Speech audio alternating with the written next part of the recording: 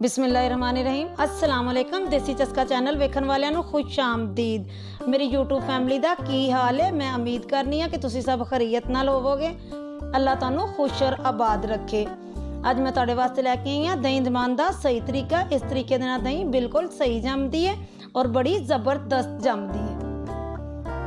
चलो हुण मैं तुहानूं बना के वहानी है कि दही किस तरीके दे नाल बनना है। सब तो पहले चुल्हे नूं चलाया, उस तो बाद उपर केतली रख दी है। ਉਹਦੇ ਵਿੱਚ 1 किलो ताज़ा फ्रैश दुध पा दिता है। बिल्कुल संघना दुध होना चाहिए थोड़ी दही फिर जबरदस्त जमेगी। तकरीबन 3 तो 4 मिनट ਦੇ ਵਿੱਚ ਦੁੱਧ ਨੂੰ ਜ਼ਬਰਦਸਤ ਉਬਾਲਾ ਆਣਾ ਸ਼ੁਰੂ ਹੋ ਜਾਏਗਾ। ਵੇਖ ਸਕਦੇ ਹੋ ਦੁੱਧ ਨੂੰ ਉਬਾਲਾ ਆਣਾ ਸ਼ੁਰੂ ਹੋ ਗਿਆ ਹੈ। अगर ਤੁਹਾਨੂੰ ਮੇਰੀ ਵੀਡੀਓ ਅੱਛੀ ਲੱਗੇ ਤੇ ਵੀਡੀਓ ਨੂੰ ਲਾਈਕ ਕਰਨਾ, ਚੈਨਲ ਨੂੰ ਸਬਸਕ੍ਰਾਈਬ ਕਰਨਾ, ਬੈਲ ਦੇ ਨਿਸ਼ਾਨ ਨੂੰ ਦਬਾ ਕੇ ਆਲ ਤੇ ਜ਼ਰੂਰ ਸੈੱਟ ਕਰਨਾ। ਵੇਖ ਸਕਦੇ ਹੋ ਦੁੱਧ ਨੂੰ ਜ਼ਬਰਦਸਤ ਉਬਾਲੇ ਆ ਗਏ ਨੇ। ਹੁਣ ਮੈਂ ਚੁੱਲ੍ਹੇ ਨੂੰ ਬੰਦ ਕਰ ਦਿਆਂਗੀ।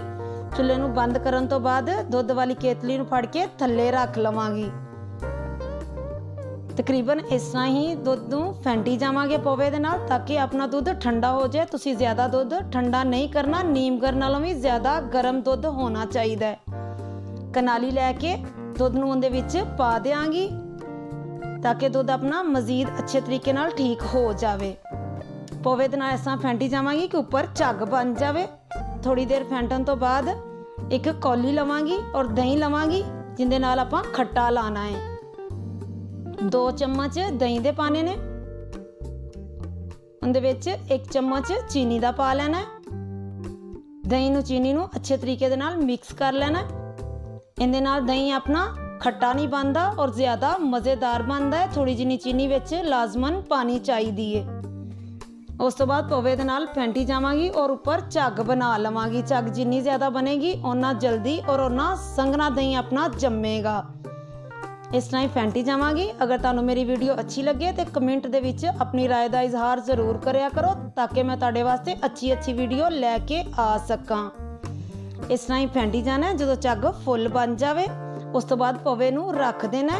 इहदे उपर प्लेट कोई भी ढक्कन होवे उपर दे के कनाली नूं बंद कर देना ताकि इहदे विच हवा ना पवे। उस तो बाद ने उपर खेस होवे कोई भी मोटा कपड़ा होवे वो उपर दे देना। 2 घंटे तो बाद आपां चुक के वेखने आ कि हुण अपनी दही कित्थों तिकर पहुंची है। माशाअल्लाह माशाअल्लाह किड्डी सोहनी ते किड्डी जबरदस्त दही जम गई है। वेख सकदे हो मैं कुंडे नूं टेढ़ा भी कीता है फिर भी दही विचों हिल्ली तक नहीं। हुण मैं तुहानूं दही नूं कट के वहानी आ कि दही अपनी किस तरीके दे नाल जम्मी है कि बिल्कुल भी वेख सकते हो पतली नहीं, इंज जम्मी जिवें कि केक हुंदा है। माशाअल्लाह माशाअल्लाह किड्डी सोहनी ते किड्डी जबरदस्त दही जम्मिया। फिर मिलांगे एक नई वीडियो दे नाल। बाय बाय, अल्लाह हाफिज।